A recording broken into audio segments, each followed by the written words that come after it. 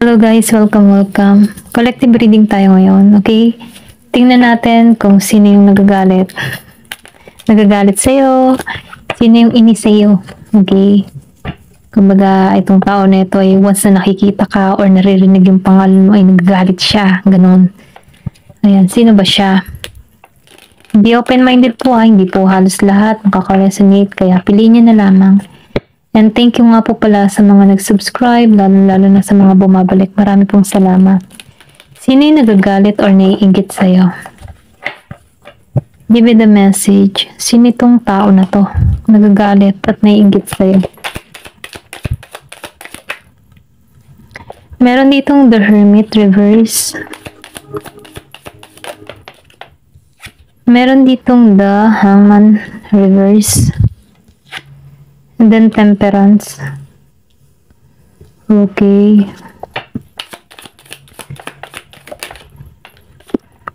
Six of Swords. Yung iba sa inyo, nafe-feel ko dito, meron kang katrabaho, okay? Galit sa'yo. Nafe-feel ko dito, yung iba sa inyo nasa ibang bansa. Meron taong naiinis sa'yo, nagagalit. Pwede rin sabihin sa attitude mo, okay, dito sa Six of Swords. Nagagalit ang tao na ito kasi ikaw, matalino ka eh.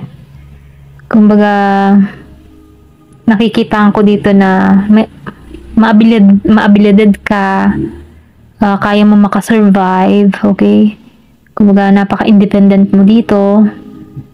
Kumbaga, malaya ka. Ito na yung nakikita ko. I think, katrabaho mo to or pwede rin sabihin na kakilala mo to, okay? Babae to.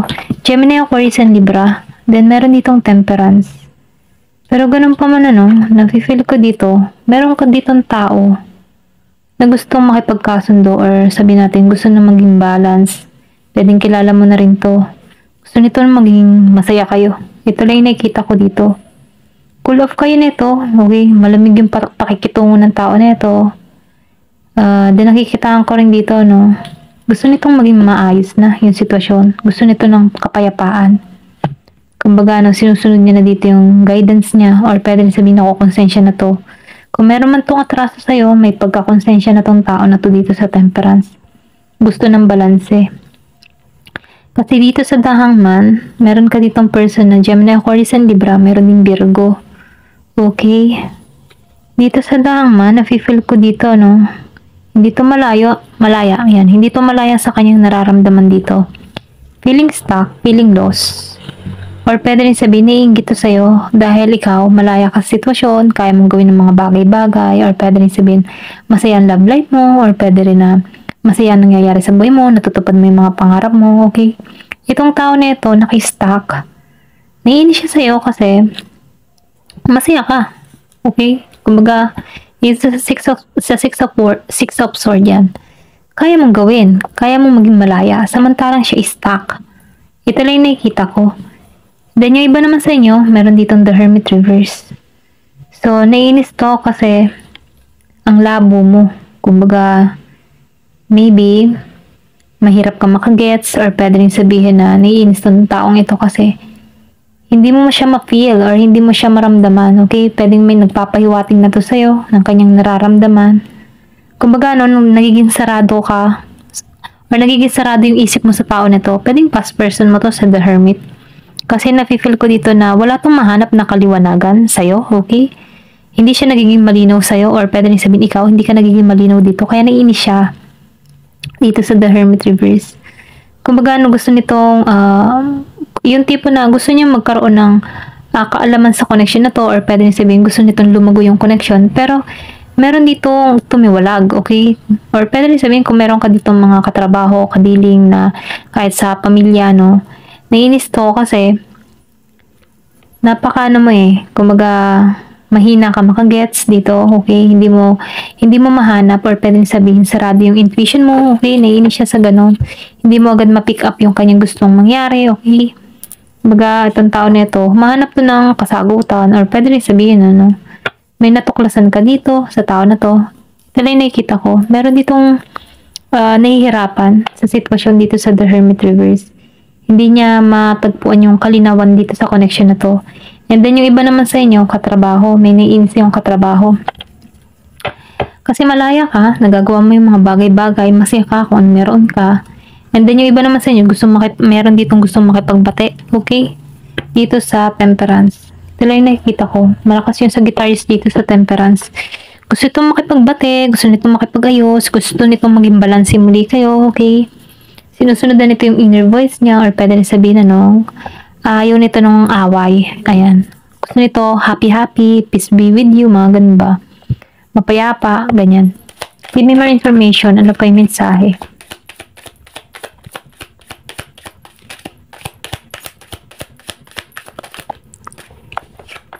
Meron ditong Two of Swords. So, meron ditong Libra. Okay? Nakikita ko dito, andun pa rin yung kanyang emotion dito. Ito lang yung nakikita ko. Pinag-aaralan ka nito. Inu-stalk ka na to. Pwede rin sabihin nakikita ka nito sa social media. Malayo kayo sa bawat isa. Pwede rin sabihin na mga chismosa, mga ganun ba. Kung inaalam ko anong ganap sa buhay mo. Minamarites ka dito. And then yung iba naman sa inyo, meron dito kang tao na ayaw pa nito or hindi pa nito tanggap yung wala ka sa buhay niya. Ito lang nakikita ko sa Two of Swords. Nafe-feel ko dito, meron ka ditong person na hindi ka patanggap. Ito lang yung nakikita ko. Yung iba naman sa inyo, meron nakikimarites dito sa Two of Swords. Kumbaga, inaalam kung anong lagay mo, okay? Kung ikaw may nasa travel dito or nasa ibang bansa, inaalam nito kung anong lagay mo, kung anong pinagkakaabalan mo, okay? Kamusta ang love life mo? Ito lang yung nakikita ko. Pwede rin sabihin, kung pinagpalit ka dito, merong past person ka na yung kinakasama niya ay nagmamatsyag pa rin dito. Ito lang yung nakikita ko. Pwedeng tinitingnan nito yung social media mo. Or pwede rin sabihin, tinitingnan nito yung cellphone ng kanyang kinakasama o yung person mo dito, past person mo, Ito lang yung nakikita ko. Meron dito nagmamatsyag. Hindi pa nito tanggap yung katotohanan, okay?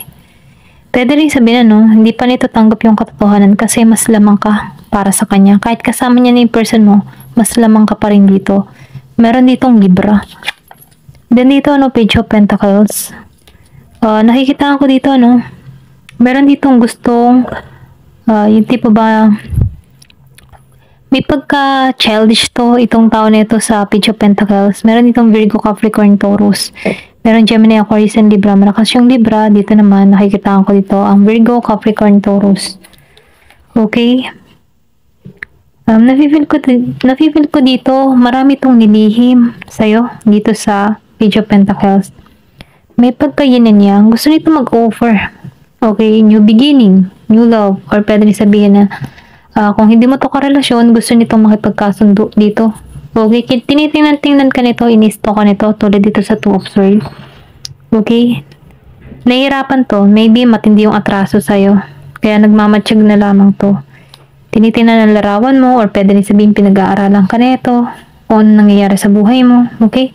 Pero nakikita ka ng tao na ito na nagiging kang maayos dito sa Page of Pentacles. Kumbaga, payapa ka, okay ang Pentacles mo, okay ang kaperahan mo.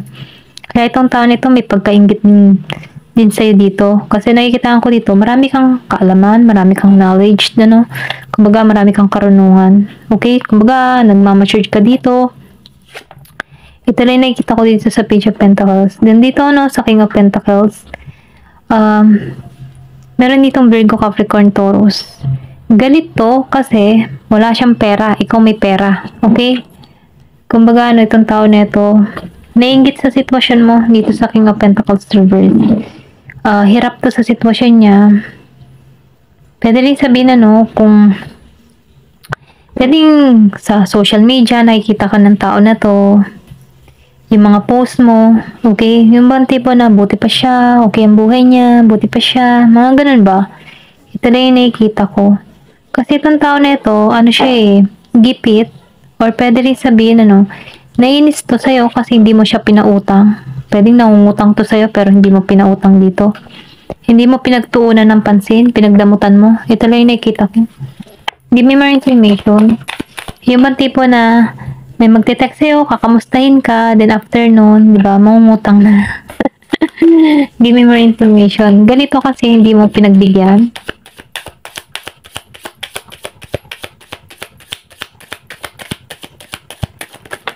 Ayan. Meron ditong King of Wands. So, nakikita ko rito, no? Ganitong tao na to kasi yung bang tipo na hindi mo to kinakausap, okay? Pinagsaraduhan mo na to ng pinto. Or pwede rin sabihin na gusto nito mag-usap pero hindi mo pinagtutuunan ng pansin. Meron ditong Year of the Dragon. Ako nakikita. And then nakikita ko rin dito, no? Meron kang person dito na vocal. Okay, mahilig siya mag-explain. Ganyan. Maybe hindi mo to pinagtutuunan ng pansin. Kaya itong tao na ito naiinis kasi hindi mo siya pinapansin. Kahit ano yung explanation niya, wa-effect, okay? Pero ganun pa man, no? Nakikita ko dito na malakas yung appeal, malakas yung charisma ng taong ito sa King of Wands, sa Aries, Leo, Sagittarius. Maraming, yung ba tipo na marami tong na-attract na tao dito. Kapansin-pansin, maybe mahilig din tong kumanta. Ito na yung nakikita ko. Mahilig siyang kumanta. Then, nakikita ko rin dito yung passion or alab ng nararamdaman ng tao na ito sa'yo. Andun pa din. Gusto nito ng renewal. Gusto nitong maging maayos muli kayo dito. Okay? Kumbaga, nasa yung spotlight. Kumbaga, itong tao na ito, sa'yo nakatutok. Okay? Pinagmamasan ka nito, pero naiinis siya. Maybe nagsiselos din to sa nangyayari sa'yo. The Moon Reverse. Kasi ikaw, hindi ka na nagpapakita dito ng emotion. Deadma, okay, dinededma mo to. Meron ditong Cancer. Meron din ditong Year of the Dog, ako nakikita. Kumbaga, ikaw, kontrolado mo dito eh. Nafe-feel ko dito na itong tao nito, sarado yung instinct, sarado yung intuition nito sa'yo, okay? Or pwede rin sabihin ikaw, sarado ang intuition mo dito sa tao na to. Ayaw mo lang. Kumbaga, hindi ka naniniwala sa explanation nito. Kasi nakita ko dito na hindi mo to, hindi mo to pinagtutuunan ng pansin eh. Kahit ito yung nagsasabi na or in-explain niya yung sarili niya, wala, deadma mo to, okay? Hindi mo to pinagpapapansin. Kaya naiinis to kasi hindi mo siya pinakikinggan, okay? Kahit anong sabihin niya sa'yo, wala, no effect ka dito, ayaw mo. The Moon Reverse. Ayaw mo lang pagtuunan ng pansin to, okay? Kumbaga, itong tao na ito, nasusura, naiinis sa'yo. Kasi ayaw mo siyang pagtuunan ng pansin. Merong Cancer. Ayan. Okay? So, tingnan pa natin dito, no? Kung ano pa yung mensahe sa'yo. Dito sa card na to. Wait lang ha. Kasi more naiinis to eh. So, tingnan natin dito. Dito na lang sa card na to. Give me more information. Bakit naiinis to sa'yo? Give me the message. Bakit naiinis to sa'yo?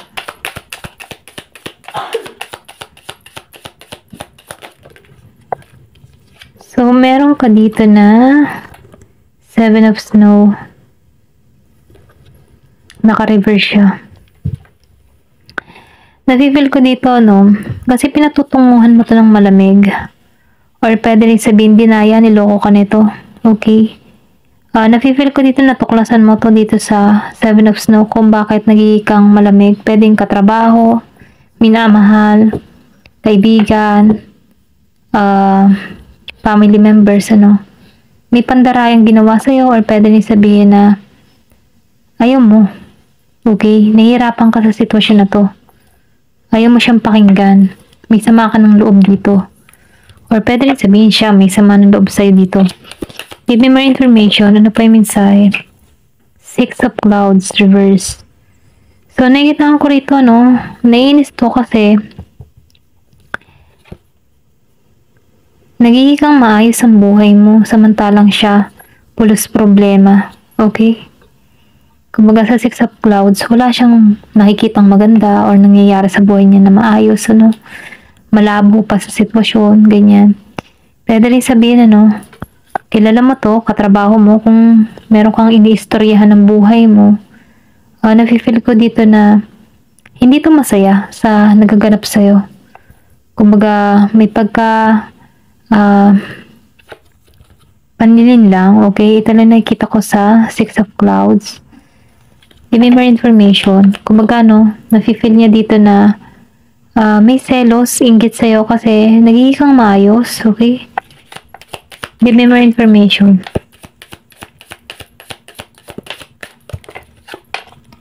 So, the High Priestess. So, naiinggit to sa'yo kasi malakas yung intuition mo. Maybe madali kang, yung madali po, madali mo makuha yung gusto mo. Meron ditong tao, Pisces energy. Naiinis siya sa'yo kasi parang kang light. Kahit marami kang problema, humahanap ka pa rin ng magandang, alam mo ba yun, positive outcome. Humahanap ka ng maganda.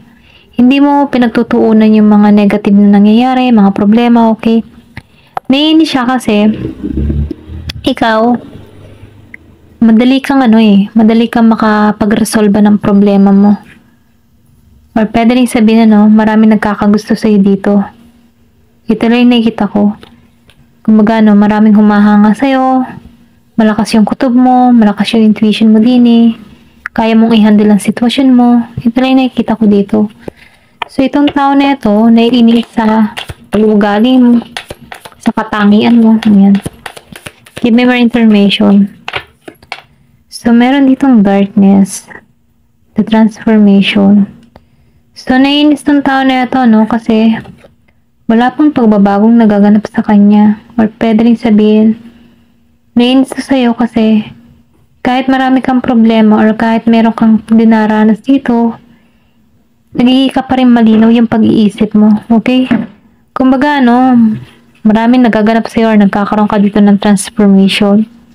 Nagiging kang malinaw sa iyong hadikain, sa iyong gusto.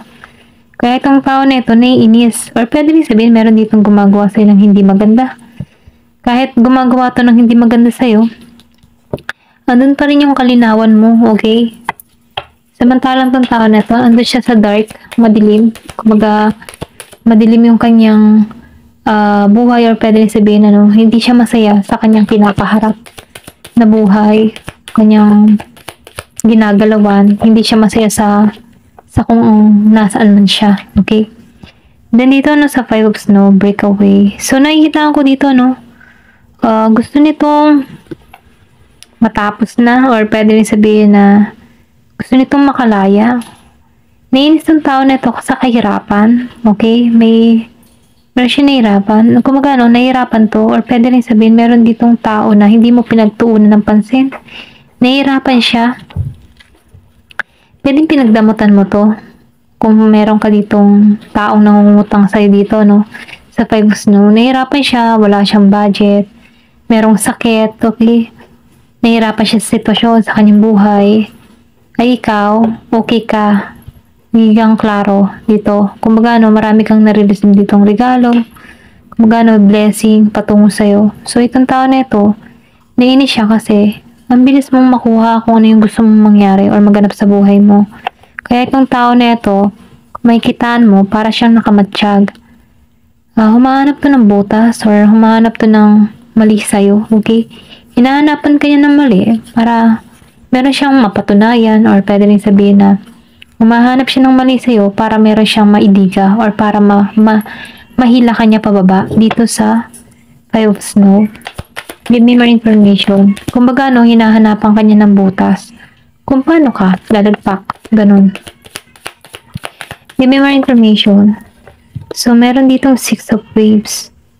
So, nakikitaan ko rin dito, hindi ka nito mahikayat. Okay? Yung iba sa inyo, kung meron dito nag-aalok sa'yo, kumbaga, pwede rin networking, or meron ditong gusto kang makasama, kasi nakikita ko dito yung abundance patungo sa'yo Itong tao na ito, naiinis kasi ang laki ng agwat mo sa kanya, okay? Kumbaga, ang layo. Mag-isa pananaw mo sa buhay, sa iyong ginagalawan, or pwede rin sabihin sa takbo ng kaisipan mo. Malayo kayo. Kumbaga, hindi ka belong sa kanya. Ito lang nakikita ko dito. Meron tong inis na nararamdaman kasi ikaw matayog ka. Kaya mo makasurvive kahit may mga problemang kinakaharap ka. Kaya mong alisan to. Ayan. Give me more information. Ano pa yung mensahe? Ayan, hanggang dito na lamang kasi masyado nang mataas to. Mataas yung ating video. Ayan, thank you for watching and love and peace.